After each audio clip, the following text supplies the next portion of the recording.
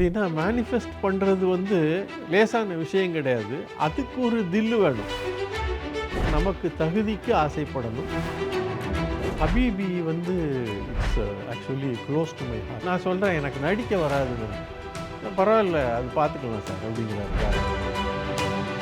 அதாவது நான் வந்து வெளிப்படையாக என்னுடைய கருத்தை சொல்கிறேன். நீங்கள் ஹலால் ஹராம் பார்க்குறீங்க, எல்லாம் பார்க்குறீங்க, மனிதம் எங்கே போகுது?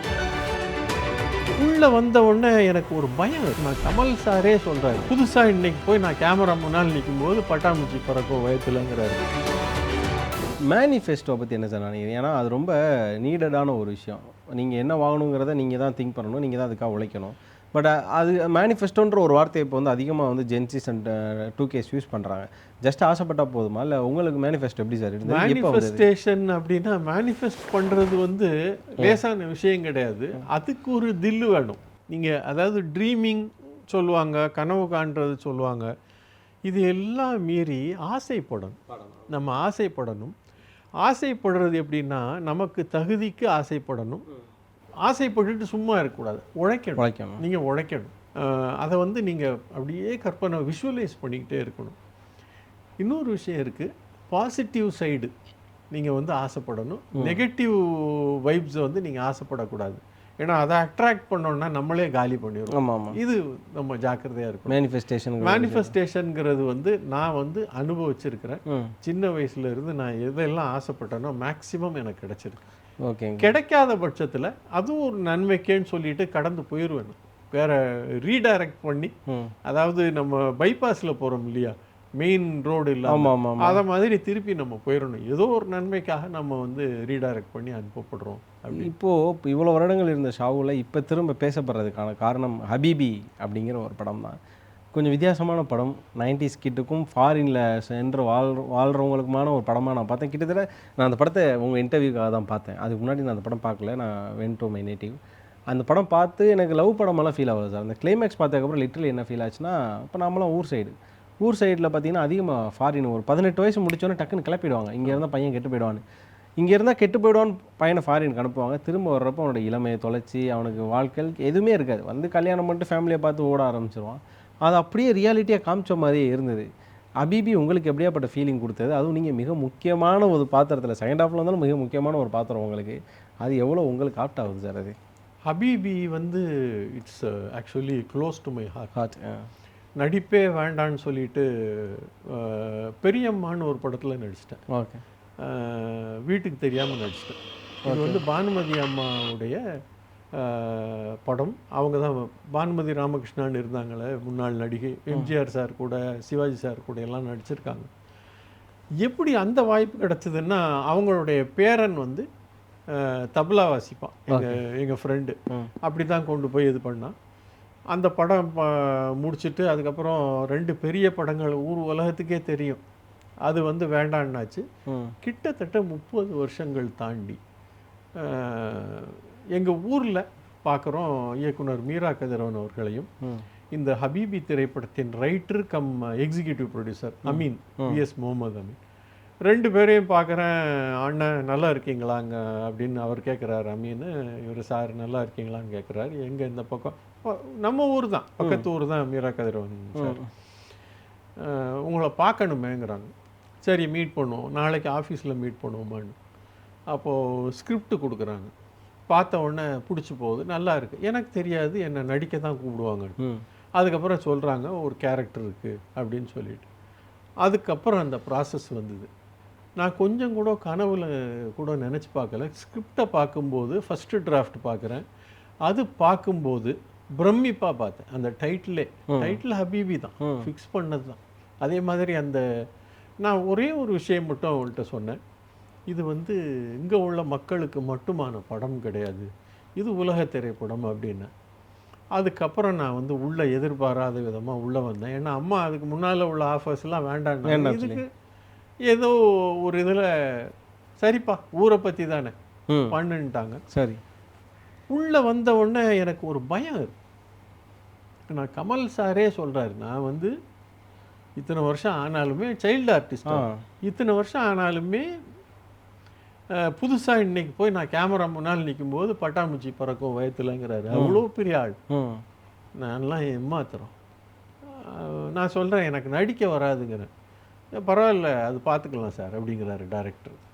இல்லை நான் வந்து ஒரு களிமண், நீங்கள் குயவன், நீங்கள் என்ன பண்ணணுமோ பண்ணுங்க அவர்கிட்ட விட்டுட்டேன். அதுக்கப்புறம் அவர் வந்து சொல்லி கொடுத்தாரு. சீன் ஒவ்வொன்றும் சொல்லி எக்ஸ்பிளைன் பண்ணும்போது நான் பார்த்துக்கிறேன், நீங்கள் அதை இம்ப்ரோவைஸ் பண்ணுங்கள். மானிட்டர் முடிச்சுட்டு ஒரு டேக் போனாலும் அதில் அவருக்கு சாட்டிஸ்ஃபேக்ஷன் வரல அப்படின்னா, இன்க்ளூடிங் கஸ்தூரி ராஜா சார், வரலைன்னா திருப்பி ரீடேக் பண்ணி ஃபுல் லிபர்ட்டி கொடுத்து நம்மளை என்கரேஜ் பண்ணி அப்படி பண்ணுவார். அது உண்மையிலே வந்து அந்த மாதிரி டைரக்டர் கிடைக்க மாட்டாங்க. வெளியில் என்னென்னமோ சொல்லுவாங்க, கோவப்படுவார். அது வர்றது நியாயமான கோவம். ஸ்பாட்டில் ஒரு டேக் போகணும், ஒரு ஷாட் எடுக்கணும், ஒரு சீனை எடுக்கணும்னா எக்ஸிக்யூஷனில் ஏதாவது மிஸ்ஃபயர் ஆச்சுன்னா கோவம் வரதான் செய்யும். நம்மளாக இருந்தாலும் கோவப்படுவோம். ஒரு டைரக்டருக்கு வரதான் செய்யும். ப்ரொடியூசருக்கு எந்த வகையிலையும் நஷ்டம் வந்துடக்கூடாது, டக்குன்னு முடிக்கணும் தானே எல்லாருக்கும். ஆமாம். உள்ளே வந்தோம், ஒரு 5-6 வருஷம் ஆச்சு, கொஞ்சம் டிலே ஆச்சு சில காரணங்களுக்காக. அதுக்கப்புறம் வெளியே வந்து பார்க்கும்போது பிரமிப்பார். இது வந்து ஒரு குறிப்பிட்ட சமூகத்துக்கான படமோ உள்ள ஒரு குறிப்பிட்ட சமூகத்து ஆட்களை வந்து கேட்டர் பண்ணுற படமோ இல்லை, கிடையாது. இது ஒட்டுமொத்த தமிழ் சமூகத்துக்குமான படம். நல்ல ரீச் ஆகிருக்கு, நல்ல வெல் ரிசீவ்ட் பை ஆடியன்ஸ். நான் என்ன சார் அதில் பார்த்தேன் அப்படின்னா, இங்கே ஒரு விஷயம் வைக்கிறாங்களே, இன்டர் ரிலீஜியன் மேரேஜஸ் வந்து இந்தியாவில் ரொம்ப பிரச்சனை. அது வேர்ல்டு வைடாக பிரச்சனை, பட் இந்தியாஸில் ஓவரால் ப்ராப்ளம். அதில் இன்டர் கேஸ்ட்டை தாண்டி இன்டர் ரிலீஜன். ஆனால் ஒரே ரிலீஜனில் இவ்வளோ ப்ராப்ளம் இருக்குங்கிறத நான் மறுபடியும் ஹபீபியில் பார்த்தேன். நிச்சயமாக இருக்குது. இதில் இன்னொன்று, இது வந்து எந்த வகையிலையும் ஒரு மத படம் போதகம் பண்ணவோ மத பிரச்சாரமோ பண்ணதில்லை. அது தெளிவாக சொல்லிட்டார் டைரக்டர். நான் ஒரு சினிமா டைரக்டர். இதில் அவ்வளோகான பிரச்சனை இருக்குது. அதாவது தமிழ் சமூகம்னு இருந்தாலுமே, அதாவது எக்கனாமிக்கலி வீக் ஸ்ட்ராங்கு அது வந்துடுது. நான் என்ன கேட்குறேன், நீங்கள் வந்து அதாவது நான் வந்து வெளிப்படையாக என்னுடைய கருத்தை சொல்கிறேன். நீங்கள் ஹலால் ஹராம் பார்க்குறீங்க, எல்லாம் பார்க்குறீங்க, மனிதம் எங்கே போகுது, ஏன் மிஸ் ஆகுது, ஏன் ஏழை பணக்காரன்னு? சரி, நீங்கள் வந்து உங்கள் வசதிக்கு நீங்கள் பண்ணுறீங்க. இப்போ நீங்கள் என்னுடைய சீனையை எடுத்துக்கிறீங்களேன். அந்த ஒரு தகப்பன் 2 பெண்ணை பெற்ற தகப்பன் என்ன சொல்கிறான், 2 கல்யாணத்தையும் சேர்த்து வச்சுக்கிறதுக்கு தான் எனக்கு வசதி இருக்குது, தனித்தனியாக பண்ணுறதுக்கு என்ன. அப்போ அது அந்த கேட்கக்கூடிய சந்தர்ப்பம் வந்து தவறான ஒரு இதுதான். அங்கே ஒரு இறப்பு நடந்திருக்கு, நான் வந்து மௌத்தாயிருக்கு. நான் அது இத்தால இருக்காங்க, அந்த இது 4 months and 10 days வந்து அதை அப்சர்வ் பண்ணுறாங்க கஸ்தூரி ராஜா சாருடைய ஒய்ஃப். அது கேட்கக்கூடாது, பட் ரொம்ப ரிக்வஸ்ட் பண்ணி முன்னாடியே பிளான் பண்ணுறதுக்காகத்தான் கேட்குறாரு. அப்போ தான் ஸ்பார்க் ஆகுது, சண்டை இமோஷ்னலாக. இது வந்து 1-2 இல்லை, அவ்வளோ விஷயங்கள் இருக்குது. ஊர் விட்டு ஊர் பண்ண மாட்டாங்க. காயல்பட்டினம் கீழக்கரையில் அதெல்லாம் பண்ணவே மாட்டாங்க. இப்போ வந்து வெளியூரில் சம்மந்தம் பண்ணுற அளவுக்கு வந்திருக்காங்க, கொஞ்சம் ஓப்பன் மைண்டோடு வந்திருக்காங்க. இப்படி பல இது இருக்குது. அதைத்தான் சொல்கிறாரு இயக்குனர். அரசியல் அப்படின்னு ஒரு நெறியாளர் கேட்டிருக்காங்க ஏதோ ஒரு பேட்டியில். அந்த ஆங்கர் கேட்கும்போது எதில் தான் அரசியல் இல்லைன்னு இவர் திருப்பி ஒரு கேள்வி கேட்டார் இயக்குனர். அது மாதிரி எல்லாத்துலேயும் அரசியல் இருக்குது, எதில் இல்லை உள்ளடி உள்நோக்கம் இல்லாமல் இருக்குது, ஒரு எதிர்பார்ப்பு, பட் நல்ல நோக்கமும் இருக்குது. நம்ம பையன் ஒரு நல்ல பெண்ணுக்கு கல்யாணம் பண்ணி கொடுக்கணும், நம்ம பொண்ணு வந்து நல்ல போகிற இடத்துல நல்லா வாழணும், அது சுயநலம், அது இருக்க தான் பெற்றவங்களுக்கு. பட் இதையெல்லாம் தாண்டி நிறைய அரசியல்கள் இருக்குது. டவுரி வரும். ஆமாம், நான் என்ன சொல்கிறேன், மகர் கொடுத்து எத்தனை பேர் நீங்கள் வந்து டவுரி வாங்காமல் நீங்கள் கல்யாணம் பண்ணுறீங்க? என்னுடைய கேள்வி நான் வைக்கிறேன். முஸ்லீம் சமுதாயத்தில் அது பண்ணலாமா? எனக்கு என் கேள்விக்கு பதில் சொல்லுங்கள். நீங்கள் டவுரி வாங்கக்கூடாது, நீங்கள் மகர் கொடுக்கணும். ஆண் தான் மகர் கொடுத்து திருமணம் பண்ணணும். இது எத்தனை பேர் நீங்கள் ஃபாலோ பண்ணுறீங்க சொல்லுங்கள்? அந்த அளவுக்கு இப்போ கிடையாது என்ன சார்? இல்லை, இருக்குது. நல்லா அதை ஃபாலோ பண்ணுறவங்களும் இருக்காங்க, பண்ணாதவங்களும் இருக்காங்க. இல்லை, நான் கேட்குறேன். இது ஒரு உதாரணம். நீங்கள் கேட்டதுக்கு இது ஒரு உதாரணம். அவ்வளவு இருக்குது, புதைந்து கிடக்கு. மற்றவர்களுக்கு வந்து தீங்கு நினைக்கக்கூடாதுன்னு இருக்குது. எத்தனை பேர் நீங்கள் தீங்கு செய்யாமல் இருக்கீங்க? புரியுது. எல்லார்ட்டையும் நீங்கள் நம்ம எதிர்பார்க்குறப்ப, நான் உங்கள்கிட்ட எதிர்பார்க்குறேன், சரி இவர் டொமினிக் ப்ரோ வந்து நம்மளுக்கு இது செய்யணும்னு. அப்போ நாம் என்ன செய்ய போகிறோம்? கிவ் அண்ட் டேக் தானே. Life is full of give and take of policy. நம்ம எல்லாம் எடுத்துக்கிறணும், நான் எதுவும் கொடுக்க மாட்டேன் எல்லாம் புட்டோன். ஆமாம். இப்போ பார்த்தீங்கன்னா மந்திரி சபையிலே இருக்குது, அது நான் சொல்ல தேவை. நம்ம பொலிட்டிக்கல் இதுக்கு போகவே வேணாம். அப்போ கெட்ட பேர் யாருக்கு? ஒட்டுமொத்த சமுதாயத்துக்கு தான். ஒரு சில பேர், யாரையும் நம்ம கிரிட்டிசைஸ் பண்ண வேண்டாம். உதாரணங்கள். ஆங்கராக நம்ம வந்து விஷுவல் ப்ரெசன்டேஷன் கொடுப்போம், ஆனால் மக்கள் நம்ம முகத்தை மறந்தாலும் நம்ம வாய்ஸை கேட்ட டக்குன்னு ரெகக்னைஸ் பண்ணுவாங்க. அந்த ஒரு விதத்தில் சாகுலோட வாய்ஸ் ரெகக்னைஸுங்கிறது இன்றைக்கும் சரி அன்னைக்கும் சரி மக்கள்கிட்ட எந்த அளவு இருந்துச்சுன்னு நினைக்கிறீங்க? சென்ற வார உலகம் அது வந்து என்னன்னு கேட்டிங்கன்னா, எனக்கு ஆரம்பத்தில் எனக்கு பிடிக்காம பண்ண நிகழ்ச்சி அதில் தான் எனக்கு வந்து ரொம்ப ரீச். அதே மாதிரி டாப் 10 மூவிஸ் வந்து பேண்டலூன் டாப் 10 மூவிஸ் முதல் 13 வாரம் பண்ணேன். அதுக்கப்புறம் ரொம்ப வருஷம் ஜேம்ஸ் வசந்தன் பண்ணார், அப்புறம் சுரேஷ்குமார் பண்ணார். சென்ற வார உலகம் என்னன்னா, நம்ம பேட்டி எடுக்க போவோம். உதாரணம் சொல்கிறேன், நலந்தானாவுக்கு போவோம். டாக்டர்ஸில் வந்து ஒரு சில டாக்டர் நண்பர்கள், ரொம்ப துல்லியமாக சொல்லணும்னா வள்ளூர் கோட்டம் ஹைரோடில் மெட் இண்டியா ஹாஸ்பிட்டல்னு இருக்கு, டாக்டர் டிஎஸ் சந்திரசேகர், வயிற்று சம்பந்தமான கேஸ்ட்ரோஎன்ட்ராலஜிஸ்ட். உள்ளே போகும்போதே என்ன நேயர்களே அப்படிம்பாரு, எல்லாரும் சிரிச்சிருவாங்க. அந்த மாதிரி நமக்கு ஒரு பாசிட்டிவ் வைப் இருக்கும். பரவாயில்ல சந்திரசேகர் சார், இது குறிப்பிட்டு இந்த மாதிரி ஒரு பெரிய வரவேற்பு இருந்தது. நம்ம அதாவது ஃபேஸை வச்சு சில பேர் கண்டுபிடிப்பாங்க, இதெல்லாம் அந்த சவுண்டை வச்சு சில பேர் அந்த மாடுலேஷனை வச்சு கண்டுபிடிப்பாங்க. பானன் ப்ராட்டப், அதாவது பானூரில் brought up Triplicane, Thiruvallikeni, 70s Thiruvallikeni படித்தது புது காலேஜ், நியூ காலேஜில். நீங்கள் நினச்சிருந்தா ஜாலியாக அந்த வயசில் ஆள் வேறு அப்போ நல்லா பயங்கரமாக இருந்திருக்கிறீங்க. அந்த காலத்து அரவிந்த் சாமி மாதிரி, நானே நேற்று ப்ரொஃபைல் அப்போ தான் நினச்சேன். ஸோ அரவிந்த் சாமி மாதிரிலாம் இருந்திருக்கீங்க அந்த டைமில், மாடலாம் ட்ரை பண்ணியிருக்கீங்க. நீங்கள் நினச்சிருந்தா வேறு பாதையில் போயிருக்கலாம், பசங்களோட சண்டை போடுறது, லவ், காதல், அந்த மாதிரியான ஒரு வாழ்க்கையில் போயிருக்கலாம் சார். எப்படி அதில் டைவர்ட் ஆகாமல் அதில் வந்தீங்க? இல்லை அதெல்லாம் இருந்ததா, பசங்களோட சேர்ந்து சண்டை போடுறது, கேங்கு? இல்லை, பசங்க கேங்கு அதெல்லாம் சண்டை போடுறதெல்லாம் இருக்கும். இந்த ப்ரொப்போசல்ஸ் எல்லாம் இருக்கும். நான் சன் டிவியில் வேலை பார்க்கும்போதே நிறைய போஸ்ட், அப்போல்லாம் வந்து இப்போ இருக்க மாதிரி யூடியூப்பில் இருக்க கமெண்ட்ஸ்லாம் கிடையாது, நிறைய போஸ்ட் கார்ட்ஸ் வரும், ஆயிரக்கணக்கில் போஸ்ட் கார்ட்ஸ் வரும். இதை நான் சொல்கிறேன் சார், அப்பா நம்புவாங்க.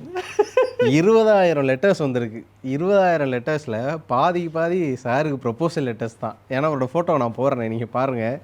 ஆளப்பா அவ்வளோ ஸ்மார்ட்டாக இருக்கும். 20,000 லெட்டரில் பாதி எப்படி சார்? அந்த 20,000 மினிமம் ஒரு 1000 ப்ரொப்போஸ் இருந்தாலும் சார் நீங்கள் பெரிய ஆளா சார்? அடிப்படையிலே ரொம்ப கூச்ச சுபாவம்.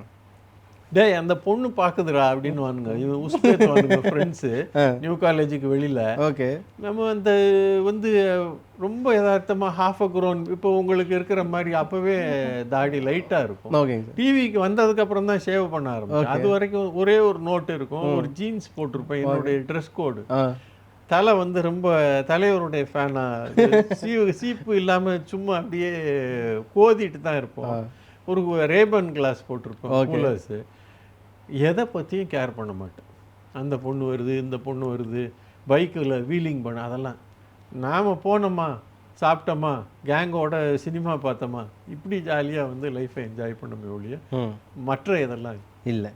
ஃபைனலான ஒரு கொஸ்டின் சார், நீங்கள் ஒரு எங்களுக்கு சீனியர் ஆங்கர் அப்படிங்கிறதுனால கேட்குறேன், இன்னைய நாளில் உங்களுக்கு பிடிச்ச ஆங்கர் யார் சார்? நிறைய பேர் இருக்காங்க. எங்களுக்கா ஒரு 5 பேர் சொல்லுங்களேன் சார். இதுவரை நீங்கள் பார்த்ததில், அது not only television anchors, YouTube ஆங்கர்ஸாக கூட இருக்கலாம், உங்களுக்கு பிடிச்ச அண்டர் ரேட்டடாக இருக்கிற, இவங்க ஒன்றும் வெளியே தெரியலை அப்படின்ற மாதிரியான ஆங்கர்ஸ்? நிறைய இப்போ பொலிட்டிக்கல் அப்படின்னு பார்த்தீங்கன்னா விஜயன் இருக்கார், புதிய தலைமுறையில் இருக்கார். ஆமாம் ஆமாம். ரங்கராஜ் பாண்டே இருக்கார், அவ்வளோ பப்ளிஷ்டு ஃபேஸஸ். அவர் ரங்கராஜ் பாண்டே வந்து நேராக சந்திக்கக்கூடிய வாய்ப்புகள் சார். நீங்கள் வந்து அவர் படப்படன்னு தானே பேசுவார். ஆமாம்.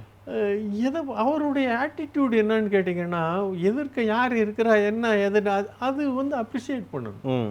அவர் ப்ளஸ் மைனஸ் இருந்தாலுமே எந்த கவலையும் படாமல் அவர் பாட்டுக்கு படப்படன்னு புரிஞ்சு தள்ளிடுவார். அது ஒன்று. அதுக்கு கிரிட்டிசைஸ் பண்ணுவாங்க, ஆமாம், வேற விஷயம். இதே போன்று வந்து நிறைய எங்கள் இதில் நாங்கள் இருக்கும்போதே பார்த்து ரசித்தது பெப்சி உமா. அப்படி வாங்க மேலே அங்கஸாக சொல்கிறீங்க. இல்லை, ஆனால் ரொம்ப மரியாதை, ரொம்ப கண்ணியம். கால் பண்ணியிருக்கீங்களா சார்? கால்லாம் பண்ணதில்லை. நாங்கள் வந்து வந்தால் மேக்கப் ரூமில் பார்க்குவோம், ஹாய் ஷாவுல் எப்படி இருக்கீங்க, நல்லா இருக்கோம் உமா, நீங்கள் எப்படி இருக்கீங்க, இதோட போயிடும். அவங்களும் பிஸி, நானும் பிஸி. ஓகே. இன்னும் 2 பேர் சார், 3 பேர் சொல்லிட்டீங்க. Other anchors, commercial anchors also. James Vasanthan. அன்னையிலேருந்து இன்னைக்கு அவன் வாடா வா போன்னு பேசுவோம், ஏய் பாய் எப்படிம்மா. என்ன எனக்குன்னா இன்னைக்கு வரைக்கும் நெருப்பு பொறி தான் கிட்ட. அதாவது வேணும்னே கொக்கியை போடுவாங்க, தைரியமாக பதில் சொல்லுவார். எனக்கு இருக்கக்கூடிய ஒரு இது என்ன தெரியுமா, என்னுடைய ஜேம்ஸ்கிட்ட என்னுடைய தாழ்மையான வேண்டுகோள் நண்பங்கிட்ட, எப்போ மியூசிக் எடுத்து பண்ண போகிறேன். ஏன்னா சுப்பிரமணியபுரம் ஒரு ட்ரெண்ட் செட்டிங் ஃபிலிம், வித்தியாசமாக ஈசன், அது நீ அதில் கான்சென்ட்ரேட் பண்ணுப்பா, எப்போ பண்ண போகிற அப்படிங்கிறது என்னுடைய கேள்வி இந்த நிகழ்ச்சி மூலமாக. இன்னும் கடைசி ஆங்கர் சார், கடைசி ஆங்கர் இப்போ ஆவுடையப்பன் பண்ணுறாரு. இப்போ நேரடியாக உங்களை பார்த்து இல்லை நல்லா இருக்கு ரொம்ப. இந்த யதார்த்தம் எக்ஸ்டெம்போ இது வந்து நிறைய மிஸ்ஸிங் ஜென்சி கிட்ஸ்ட்ட. ஸோ நீங்கள் இன்னொன்று தமிழை வந்து பேசுகிறேன்னு சொல்லிட்டு இங்கிலீஷை வந்து அந்த மாதிரி பேசினா அது இங்கிலீஷாக இருக்காது. ஆமாம், தமிழ் வந்து லகரம் வந்து சுத்தம் இல்லாமல் நிறைய பேர் பேசுகிறாங்க. அது என்னுடைய வருத்தம். ஆடியன்ஸ் பாயிண்ட் ஆஃப் வியூவில் அது நீங்கள் கொஞ்சம் பார்த்து. சரிங்க சார், நீ உங்களை சொல்ல. அதான் gen Z and 2Ks upcoming anchors அவங்கள சொல்கிறீங்க, அவங்க கொஞ்சம் பார்த்துட்டாங்கன்னா. Okay, thank you so much sir. ஆக்சுவலாக அதான் முதல்ல சொன்னதான், world toughest process and toughest thing is senior ஆங்கரை இன்டர்வியூ பண்ணுறதான். எனக்கு ஆனால் நீங்கள் சீனியர் ஆங்கர் மாதிரி நீங்கள் வந்து கவுண்டர் கொடுப்பீங்க, இல்லைனா வந்து மிஸ்டேக்ஸ் பார்ப்பீங்க, அப்படிலாம் இல்லை. நான் எது கேட்டாலுமே அதுக்கு ஆன்சர்ஸ் பண்ணுறீங்க, அதை மெச்சூர்டாக புரிஞ்சுக்கிற ஒரு விதம், அதான் தட் கால்ட் அ சீனியர் அப்படிங்கிற ஒரு விஷயம் இருந்தது. என்னோட பக்கெட் லிஸ்ட் ஆர் பின்னாடி இன்டர்வியூஸில் எந்த ஒரு இன்டர்வியூ இருக்கும் அப்படிங்கிறதுல எந்த ஒரு மாற்று கருத்துமே கிடையாது. ரொம்ப நன்றி. இதே மாதிரி அப்கமிங் ஜெனரேஷன்ஸை ஊக்குவிச்சிட்டே இருங்க. நிறைய டிப்ஸ் எங்களை மாதிரி அப்கமிங் ஆங்கர்ஸ்க்கும் நீங்கள் இன்னும் சொல்லிக் கொடுக்க நினைக்கிறேன். இந்த இன்டர்வியூ மூலமாக மக்களுக்கோ இல்லைனா அப்கமிங் ஆர்டிஸ்ட் இல்லைனா அப்கமிங் ஆக்டர்ஸ் இல்லைனா யாரெல்லாம் மீடியாவுக்கு வரணும்னு சொல்லி ஒரு பயத்தோடு இருக்காங்களோ அவங்களுக்கு எதனா சொல்கிறதுனா சொல்லிவிடுங்க சார். கண்டிப்பாக சொல்கிறேன். அதுக்கு முன்னால் இதை சொல்கிறேன், சீனியர் ஜூனியரை மீறி நம்ம 2 பேருமே தலைவருடைய ஃபேன்ஸ். நானும் அவரை இன்டர்வியூ பண்ணணும், நீங்களும் அவரை இன்டர்வியூவை மேனிஃபெஸ்ட் பண்ணணும். ஓகே, சரியா? அப்புறம் மக்களுக்கு என்ன சொல்ல விரும்புகிறேன்னா, எல்லாருக்குமே gen Z, not only gen Z kids, எல்லாருக்குமே நம்ம வாழ்க்கையாக வாழணும். நிறைய சந்தோஷங்களை தொலைக்கிற மாதிரி நிறைய பேர் இருக்கக்கூடிய இடத்துல எல்லாமே இருக்குது, நிம்மதி சந்தோஷம். இதை விட்டு விட்டு எங்கேயோ போகிறாங்க. அதாவது ஒரு விஷயம் கிடைக்குதா, ஓகே சந்தோஷம், கிடைக்கலையா அதுக்கான முயற்சிகள் வேறு, அடுத்து என்ன, இது கிடைக்கலன்னா வேறு ஏதோ ஒரு கதவு மூடிச்சுன்னா 1000 கதவுகள் திறக்கப்படும். அதை போய் மூடின கதவை தட்டிக்கிட்டே இருக்காது, அடுத்தடுத்து போயிருங்க சார். இப்போ ஆங்கர் அப்படிங்கிறப்போ அதில் பல வெரைட்டிஸ் இருக்குது. ஒரு பக்கம் கமர்ஷியல் ஆங்கர்ஸ், இன்னொரு பக்கம் ஷோ ஹோஸ்ட் பண்ணுறது, ரியாலிட்டி ஷோஸ் ஹோஸ்ட் பண்ணுறது, இன்டர்வியூ பண்ணுறதுன்னு சொல்லி பல ஆங்கரிங்ஸ் இருக்குது. இன்றைக்கி ட்ரெண்ட் செட்டாக போகிறது நியூஸ் ஆங்கர்ஸ். ஏன்னா நியூஸ் ஆங்கர்னால் ஒரு காலகட்டத்தில் இப்படி தான் இருக்கணும், இப்படி தான் ட்ரெஸ்ஸிங்ஸு அப்படிங்கிறதுனாலே அந்த ஒரு பர்டிகுலர் செட்டப்னாலே அவங்க வெளில தெரிய மாட்டாங்க. ஆனால் இன்றைக்கி நியூஸ் ஆங்கர்ஸ் வந்து கமர்ஷியல் ஆங்கரை காட்டிலும் பல இடங்களில் ட்ரெண்ட் ஆகிறாங்க. ஆனால் சாகுல் சாரை நாங்கள் நியூஸ் ஆங்கராக பெருசாக பார்க்கல. ஏன், நீங்கள் இருந்த இடம் நியூஸ் ஆங்கர் ஆகிறதுக்கு எல்லா விதமான ரொம்ப ஈஸி. நீங்கள் நினச்சிருந்தா சாகுல் பண்ணு சாகுல் அப்படின்னு இருப்பாங்க. ஆமாம், நீங்கள் ஏன் பண்ணல? இன்ஃபேக்ட் அந்த டீமே வந்து பார்த்தீங்கன்னா program producer, except the program producer, அத்தனை பேரும் டைரக்டர் இல்லாமல் அந்த ப்ராம்ப்டர் ஆப்ரேட்டரு, கேமராமேன்கள் எல்லா இடமும் ஒர்க் பண்ணுறவங்க தான், நண்பர்கள் தான், எல்லாமே. எனக்கு என்னமோ அது பிடிக்கல. எனக்கு என்னென்னா இன்டர்நேஷ்னல் யூஸ் பண்ணுறது வேறு, இது ப்ரோக்ராமிங் சைடு என்டர்டெயின்மெண்ட். எனக்கு வந்து இந்த ஸ்கிரிப்டை பார்த்து அதை அப்படியே வாசிக்கிறதை விட, ப்ராம்ப்டை பார்த்து வாசிக்கிறதை விட எக்ஸ்டெம்போவாக போகணும். எனக்கு என்ன பொறுத்த வரைக்கும் இது ஒரு மெடிடேஷன். உங்களுக்கு அநேகமாக நான் சொன்ன அதை எவ்ரிடே ஒவ்வொரு நாளும் யாரை சந்திக்கிறோமோ அவங்கள்ட்ட வந்து ஆங்கருங்கிறதே நாங்கள் அப்படி போட்டுட்டு அப்படி வேடிக்கை பார்ப்போம். இது இங்கே நியூஸில் வராது, ஜென்சி கிட்ஸ் நியூஸில் வராது. கொக்கியை போட்டு இப்படி இதில் நிறைய விஷயங்கள் கற்றுக்கலாம். ஆமாங்க, நீங்கள் வந்து மைண்டை ஓப்பன் பண்ணி வச்சா நிறைய விஷயங்கள் கற்றுக்கலாம். You can learn lot of things. நீங்கள் இப்படி பண்ண it's a sort of meditation. ஒவ்வொரு நாளும் நீங்கள் தூங்க போகும்போது சந்தோஷமாக தூங்க போவீங்க. ஆனால் நியூஸ் ஆங்கர்ஸுங்கும் போது பரபரன்னு இருப்பாங்க. ஆனால் அவங்களுக்கு பிடிச்சிருக்கும். அவங்களுக்கு கேட்டிங்கன்னா எனக்கு ரொம்ப ஹாப்பி அப்படிம்பாங்க. இன்றைக்கும் அந்த நியூஸ் ரீடர்ஸ் வந்து நண்பர்கள் இருக்காங்க எனக்கு, சீனியர்ஸு, என் கூட வேலை பார்த்தவங்க, இப்போ வந்தவங்க. எனக்கு என்னமோ அதில் லைக்கலை மனம்.